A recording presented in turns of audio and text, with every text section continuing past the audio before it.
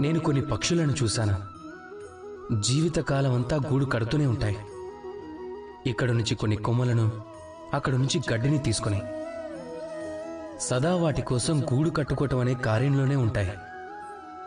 ఇంకా ఈ కార్యంలో ఎంత మునిగిపోతాయి అంటే స్వయంగా వాటి రెక్కల అస్తిత్వం గురించి మర్చిపోతాయి. ఆ పక్షులు ఎగరటం కోసం ఒక విశాలమైన ఆకాశం ఉందన్న సంగతి మర్చిపోతాయి. ఇక ఈ జీవితం కూడా ఆ గూడు నిర్మించడంలోనే ఉండిపోతుంది.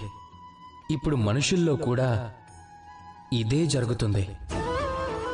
జీవితం జీవించడానికి ధనం సంపాదించటంలో ఎంత మునిగిపోతారంటే ఈ జీవితం జీవించాలి అని మర్చిపోతూ ఉంటారు.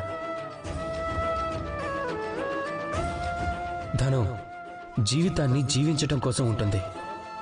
జీవితం ధనం సంపాదించుకోవడానికి కాదు. ఇక మీరు కేవలం గూడు నిర్మించుకుంటూ మాత్రమే ఉండకండి. మీ రెక్కలను ఆడించండి. ఇక ఈ విశాలమైన ఆకాశంలో హాయిగా ఎగరండి. అందరూ ప్రేమతో ధ్యానించండి. రాధాకృష్ణ.